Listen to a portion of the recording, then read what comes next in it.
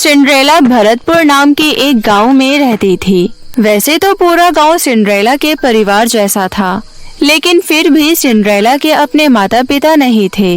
जब वो बहुत छोटी थी तभी गांव वालों को वो मंदिर की सीढ़ियों पर मिली थी।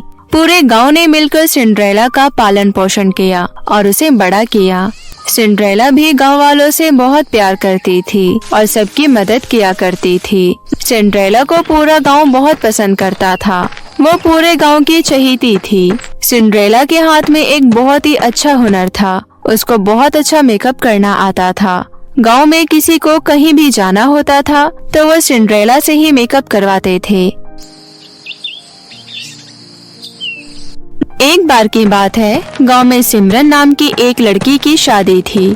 सिंड्रेला सिमरन से कहती है, सिमरन दीदी, आज आपकी शादी है, लाइए आपका मेकअप मैं करती हूँ। हाँ सिंड्रेला, मैं वैसे भी अपना मेकअप तुमसे ही करवाती। तुम कितना अच्छा मेकअप करती हो। थैंक यू दीदी। उसके बाद सिंड्रेला सिमरन का मेकअप करती है। मेकअप के बाद सिमरन बहुत खूबसूरत दिखने लगती है। वाओ सिंड्रेला, तुमने तो मुझे बिल्कुल राजकुमारी की तरह बना दिया। तुम्हारा बहुत बहुत धन्यवाद। थैंक यू दीदी। सिंड्रेला, जब तुम इतना अच्छा मेकअप कर लेती हो तो तुम गांव में एक ब्यूटी पार्लर क्यों नहीं खोल लेती हो? वैसे भी लोगों को छोटी छोटी चीजों के लिए शहर जाना पड़ता है। तुम पार्लर खोल लोगी तो गांव वालों की भी मदद हो जाएगी और तुम्हारे पास भी कुछ पैसे आ जाया करेंगे। हाँ दीदी, मुझे आपका ये विचार बहुत अच्छा लगा। उसके बाद सिमरन की शादी हो जाती है। सिमरन अपने ससुराल चली जाती है। उसके बाद गांव वालों की मदद से सिंड्रेला अपना एक ब्यूटी पार्लर खोलती है। उसका ब्यूटी पार्लर बहुत चलता था। हर टाइम उसके पार्लर में कस्टमर भरे रहते थे, जिसके कारण सिंड्रेला की अच्छी कमाई भी हो रही थी। पार्लर से कमाए हुए पैसों को सिंड्रेला गांव पर ही खर्च कर देती थी। गांव में जिसको भी जिस चीज की जरूरत होती, सिंड्रेला उसकी मदद करती थी। सिंड्रेला के पड़ोस में एक बूढ़े दंपत्ति रहते थे। वो दोनों बहुत ही बूढ़े थे। सिंड्रेला उनके घर राशन पानी लेकर जाती है और कहती है, नमस्ते अम्मा। अरे सिंड्रेला बेटी, तू आ गई? हाँ अम्मा, और आपके लिए दवाइयाँ भी लाई हूँ। ये लीजिए दवाइयाँ और ये 1 महीने का राशन पानी है। अब आप बाबा को काम करने बाहर मत भेजिएगा। जिस चीज की जरूरत होगी मुझसे कह दीजिएगा। ठीक है बेटी, भगवान तुझे हमेशा खुश रखे। उसके बाद सिंड्रेला अम्मा के घर से बाहर आ जाती है। वो अपने घर जा ही रही होती है कि तभी उसको सड़क पर मुन्नी खेलते हुए नजर आती है। अरे मुन्नी, नंगे पाँव क्यों खेल रही है? धूप के कारण जमीन इतनी गर्म है। तेरे पैर नहीं जल रहे क्या? क्या करूं दीदी, मेरी चप्पल टूट गई है। मैंने माँ से नई चप्पल के लिए कहा तो उन्होंने कहा पैसे नहीं है। अच्छा ऐसी बात है तो मुझे बताना चाहिए था ना। चल मेरे साथ, तुझे एक चप्पल दिलवा कर लाती हूँ। उसके बाद सिंड्रेला मुन्नी को लेकर बाजार जाती है और उसको उसके मनपसंद की चप्पल दिलवा देती है। मुन्नी बहुत खुश होकर अपने घर चली जाती है। उसके बाद सिंड्रेला वापस अपने घर आ जाती है। घर आने के बाद उसे याद आता है, अरे आज तो मैं गोरी को चारा देना भूल गई। गोरी गांव की एक आवारा गाय थी, जिसका पूरा ख्याल सिंड्रेला ही रखती थी। सिंड्रेला फटाफट घर से बाहर जाती है और गोरी के लिए चारा काटकर उसे चारा खिलाती है और पानी भी पिलाती है। गौरी, तू बिल्कुल मेरी माँ जैसी है। मैंने बचपन में तेरा दूध पिया है। तेरा दूध पीकर ही मैं इतनी बड़ी हुई हूँ। चल अब जल्दी जल्दी अपना चारा खा ले, मैं चलती हूँ। तभी वहाँ पर एक औरत आती है और कहती है, अरे सिंड्रेला बेटी, इतनी जल्दबाजी में कहाँ जा रही हो? काकी, शाम होने को है। मैंने अभी तक खाना नहीं बनाया। अगर खाना लेट बना तो रात को सोने में देरी हो जाएगी। फिर सुबह जल्दी उठकर दुकान भी तो खोलनी होती है ना।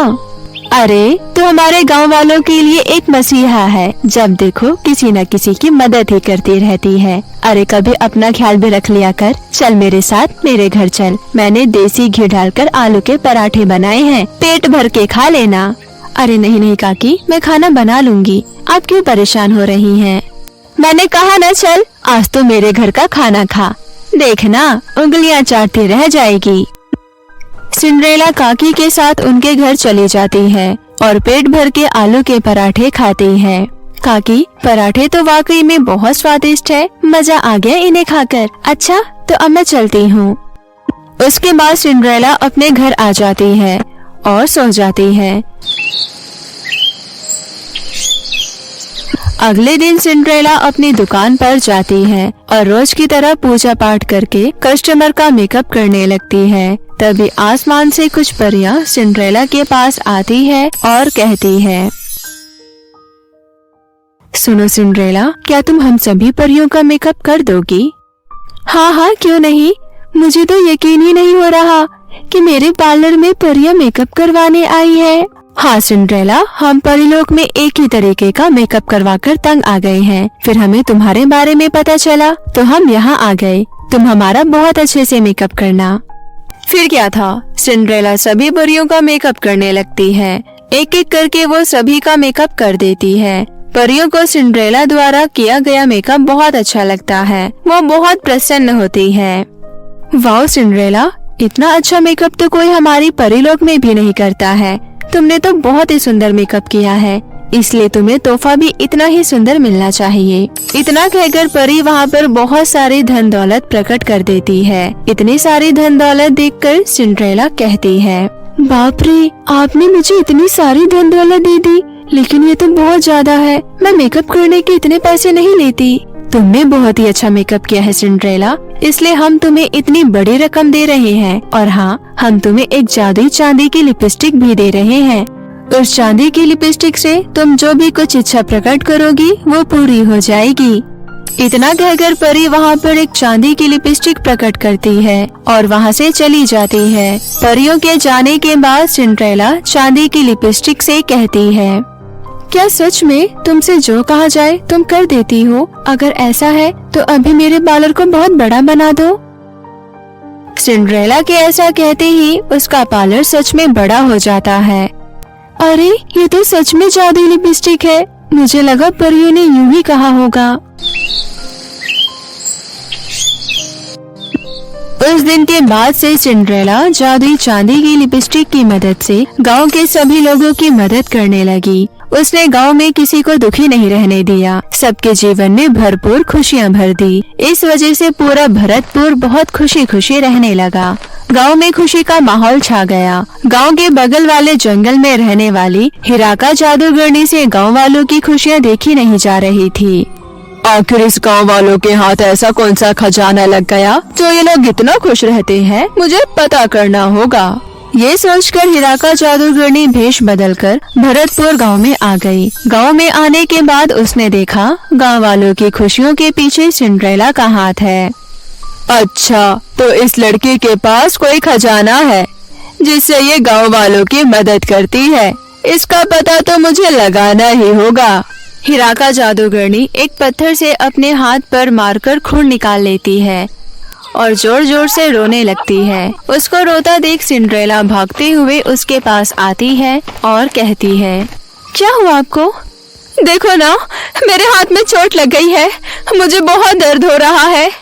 आप रुकिए, मैं अभी आपका दर्द ठीक कर देती हूँ। सिंड्रेला अपने जादुई चांदी की लिपस्टिक निकालती है और हिराका की चोट ठीक कर देती है। ये सब देख हिराका मन ही मन सोचती है, अच्छा, तो इस चांदी की लिपस्टिक की वजह से ये सबकी मदद करती है।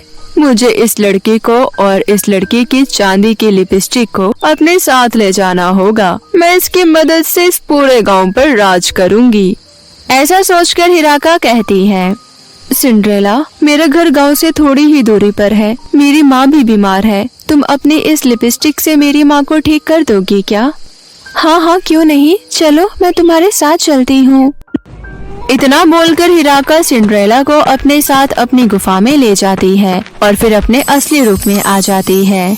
हा हा हा हा हा हा हा, लड़की, अब तू मेरी कैद में है। तुझे तो मार कर मैं तेरा मीट बना कर खाऊंगी और तेरी जादुई चांदी की लिपस्टिक से मैं इस पूरे गांव पर राज करूंगी। हा हा हा हा हा हा। हिराका जादूगरनी, तूने मेरे साथ छल किया है। तुझे इसकी सजा जरूर मिलेगी। बहुत बुरी मौत मरेगी तू। हिराका गुस्से में सिंड्रेला को बांध देती है और उसके हाथ से चांदी की लिपस्टिक छीनने लगती है। हिराका चांदी की लिपस्टिक को छीनकर जैसे ही सिंड्रेला से दूर जाती है वो लिपस्टिक फट जाती है और हीरा का जादूगरनी के चिथड़े उड़ जाते हैं। ये सब देखकर सिंड्रेला कहती है, मैंने कहा था ना कि बहुत बुरी मौत मरेगी तू। अच्छा हुआ तू मुझे यहाँ लेकर आई, क्योंकि तेरा अंत भी जरूरी था। तभी वहाँ पर गांव वाले सिंड्रेला को ढूंढते ढूंढते आ जाते हैं और सिंड्रेला की रस्सी खोल देते हैं। जब उन्हें हीरा का जादूगरनी की मौत की खबर मिलती है तो वो बहुत खुश होते हैं और गांव में एक जश्न होता है। इस प्रकार पूरा गांव एकजुट होकर हंसी खुशी अपना जीवन व्यतीत करने लगता है। समुद्र किनारे बसे मुंबई शहर के एक आलीशान घर में दो बहनें रंगोली और दीपा अपने माता पिता के साथ हंसी खुशी रहती थी। उनके पिता मुकेश कुमार एक बहुत बड़े बिजनेसमैन थे और माँ सुगंधा हाउसवाइफ थी। उनके पास किसी चीज की कोई कमी नहीं थी। खुशियों से भरी उनकी जिंदगी बीत रही थी, लेकिन अचानक उनकी खुशियों को किसी की नजर लग गई। एक दिन शॉपिंग करके लौटते समय सुगंधा की एक सड़क दुर्घटना में मृत्यु हो गई।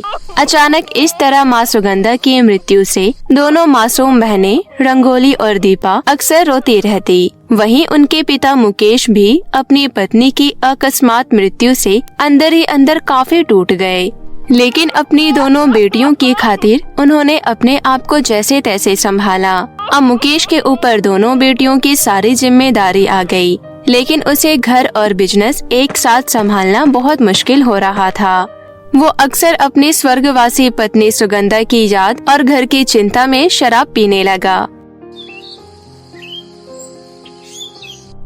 एक दिन की बात है, मुकेश की मौसी कल्याणी उससे मिलने आई और बोली, बेटा, होने को कौन टाल सकता है, जो होना था सो हो गया। तुम अब अपनी आगे की जिंदगी के बारे में सोचो। तुम्हारी दो बेटियां भी तो है, उन्हें भी तो कोई चाहिए जो उनकी देखभाल कर सके। मेरी मानो तुम दूसरी शादी कर लो, इससे तुम्हारी बेटियों की परवरिश अच्छे से हो जाएगी और तुम अपना बिजनेस अच्छे से संभाल पाओगे। मौसी के बार बार समझाने पर मुकेश दूसरी शादी के लिए तैयार हो गया और अंगूरी नाम की औरत से दूसरी शादी कर ली। अंगूरी बहुत चालाक और लालची औरत थी। उसने सिर्फ प्रॉपर्टी के लालच में मुकेश से शादी की थी। उसे ना तो मुकेश से कोई लगाव था, न ही उसकी दोनों बेटियों से। वो बस उनके संग प्यार का ढोंग किया करती थी। ऐसे ही एक महीना बीत गया और फिर एक दिन, अच्छा अंगूरी, मैं 2-4 दिनों के लिए बिजनेस के सिलसिले में बाहर जा रहा हूँ। तुम रंगोली और दीपा बिटिया का ध्यान रखना। आप कितना काम करते हैं, इतनी मेहनत करने की क्या जरूरत है आपको? सब कुछ तो है हमारे पास, किसी चीज की तो कोई कमी नहीं है। अरे मैं अपनी दोनों बेटियों के लिए इतनी मेहनत करता हूँ, आखिरकार मुझे अभी उनके लिए बहुत कुछ करना है। अच्छा अब मैं चलता हूँ, नहीं तो मेरी ट्रेन मिस हो जाएगी। इतना कहकर मुकेश अपना बैग लेकर वहाँ से चला गया। ये देख अंगूरी मन ही मन बोली, जब देखो अपनी बेटियों की माला जपता रहता है, इसके सिवा इसे कुछ दिखाई नहीं देता। जितनी मेहनत करनी है कर ले, आगे वक्त ही बताएगा कि तेरी दोनों बेटियों की किस्मत में क्या लिखा है, तेरी दौलत या फिर दर दर के ठोकरे। मैं तेरी दोनों बेटियों का क्या हाल करती हूँ। ये कहते हुए अंगूरी हंसने लगी। तभी रंगोली और दीपा उनके पास आई और बोली, माँ, हमें बहुत जोरों से भूख लग रही है, आप हमें कुछ खाने को दे दो ना। मैं तुम्हारे बाप की नौकर हूँ क्या, जो तुझे खाना निकाल कर दूं? तुम दोनों की वजह से मेरी पूरी जिंदगी बर्बाद हो गई है। अब देखो मैं तुम दोनों के साथ क्या करती हूँ। माँ, आपको ये क्या हो गया है? आप ऐसा क्यों बोल रही हो? हमसे कोई गलती हुई है क्या? गलती तुमसे नहीं, मुझसे हुई है। मेरा तो दिमाग खराब हो गया था, जो तुम्हारे बाप से मैंने शादी कर ली। तुम सबने मिलकर मुझे इस घर की नौकरानी बनाकर रख दिया है, लेकिन अब बस बहुत हुआ। अब से घर का सारा काम तुम दोनों करोगी, समझी? जाओ तुम दोनों, यहाँ खड़ी क्यों हो? मुझे 1 घंटे के अंदर पूरे घर की सफाई चाहिए, और हाँ, मेरे लिए गर्मा गर्म 1 कप चाय भी बना कर लाओ। बेचारी रंगोली और दीपा अपनी सौतेली माँ का ये रूप देखकर बहुत ज्यादा डर गई। दोनों डरी सहमी घर का काम करने लगी। दीदी, माँ को क्या हो गया है? वो हमारे साथ ऐसा व्यवहार क्यों कर रही है? मुझे भी नहीं पता दीपा, लेकिन हमें पिताजी के आने तक माँ की सारी बात माननी होगी। उसके बाद रंगोली अपनी सौतेली माँ के लिए चाय बनाकर ले गई और बोली, माँ ये लीजिए आपकी चाय। अंगूरी चाय पीते हुए गुस्से से बोली, छी, कितनी गंदी चाय बनाई है। करमजली, ये चाय तो कड़वी है। दूर हो जा मेरी नजरों से। सत्यानाश हो तेरा, मेरे मुँह का सारा स्वाद ही बिगाड़ दिया। काम की ना काज की, दुश्मन अनाज की। अब मेरा मुँह क्या देख रही है? जाकर झूठे बर्तन साफ कर। इस तरह अंगूरी दोनों बहनों पर दिन रात अत्याचार करने लगी। ऐसे ही 4 दिन बीत गए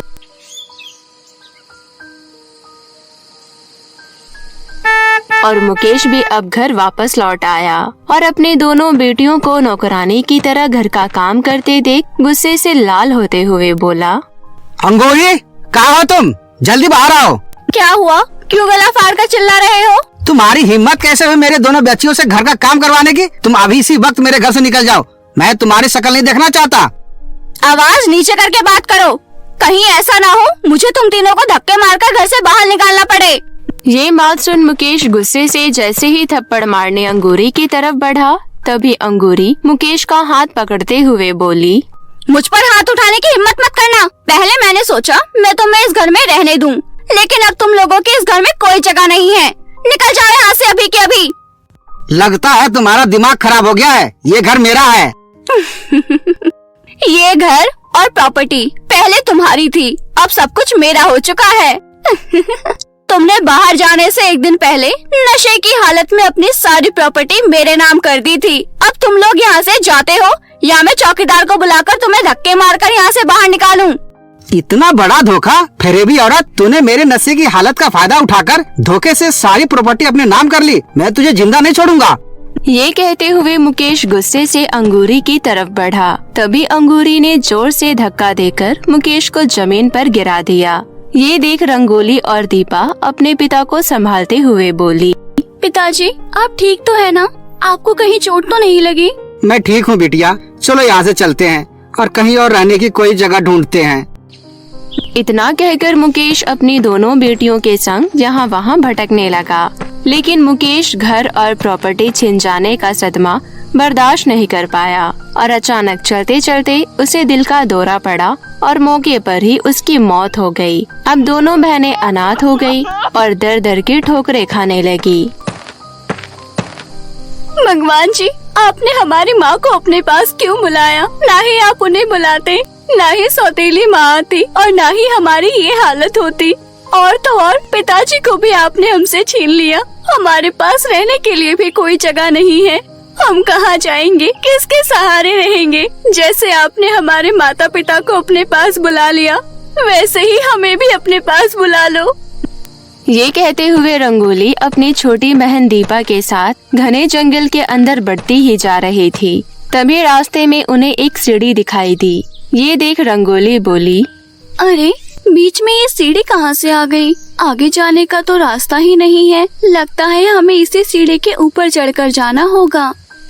नहीं दीदी, मुझे बहुत डर लग रहा है। हमें इस सीढ़ी के ऊपर नहीं चढ़ना चाहिए। पहले ही हमारे साथ इतना बुरा हो चुका है, अब इससे ज्यादा बुरा क्या होगा? डरो नहीं, मैं हूँ ना तेरे साथ, चलो मेरे साथ।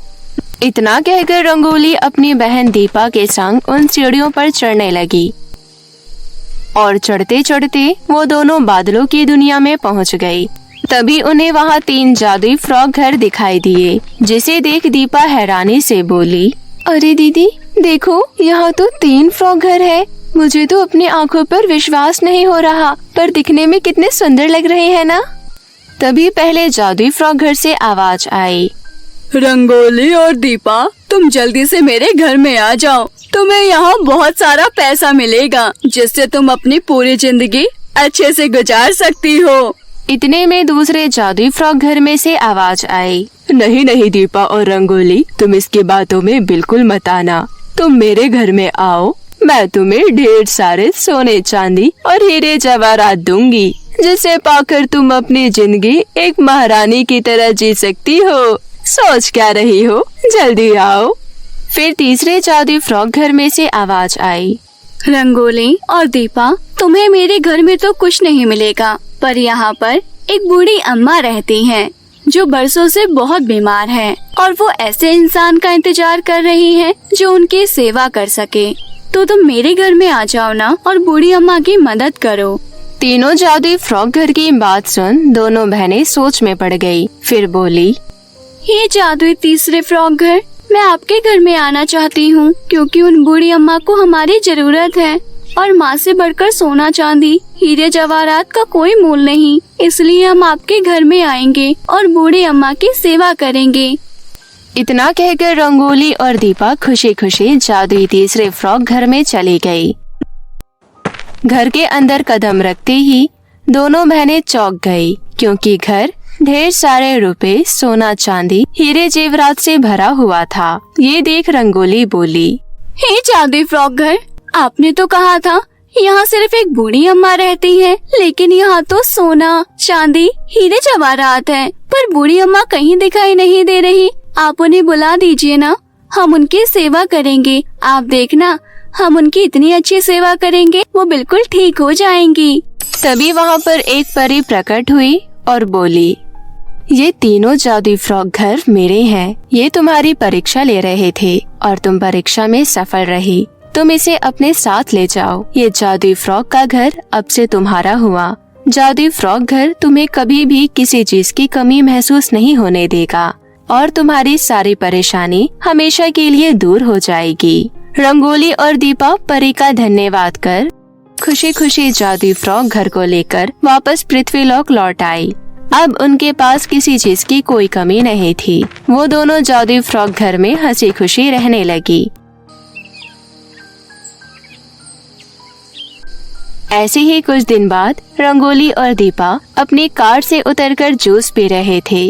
तभी उसी रास्ते से जा रही अंगूरी ने उन्हें देख लिया। अरे ये दोनों मनुष्य यहाँ क्या कर रही हैं? और इनके पास इतनी बड़ी कार, महंगे महंगे कपड़े आए कहाँ से? आखिर इतने सारे पैसे इनके पास आए कहाँ से? मुझे पता तो लगाना पड़ेगा।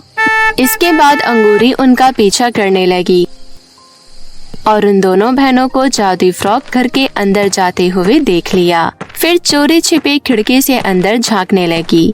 तभी रंगोली जादुई फ्रॉक घर से बोली, हे जादुई फ्रॉक घर, आज हम बाहर घूमने गए थे तो हमने देखा हमारे जैसे लाचार और अनाथ बच्चे सड़कों पर भीख मांग रहे थे। हमें उनकी मदद करने के लिए कुछ पैसे चाहिए।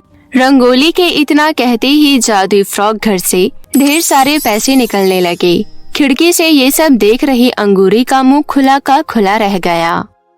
अच्छा, तो ये सब इस जादुई फ्रॉक घर का कमाल है। इस जादुई फ्रॉक घर को मुझे अपने कब्जे में करना होगा, फिर मैं दुनिया की सबसे अमीर औरत बन जाऊंगी। फिर कुछ देर बाद रंगोली और दीपा के बाहर जाते ही अंगूरी ने जैसे ही उस जादुई फ्रॉक घर के अंदर कदम रखने की कोशिश की, तब जादुई फ्रॉक घर ने अपनी शक्ति से अंगूरी को बंदरिया बना दिया और वो सदा के लिए जंगलों में भटकने के लिए मजबूर हो गई। इस तरह अंगूरी को उसके लालच और करने का फल मिल गया। वहीं दूसरी ओर रंगोली और दीपा हंसी खुशी जादुई फ्रॉक घर में अपना जीवन बिताने लगी।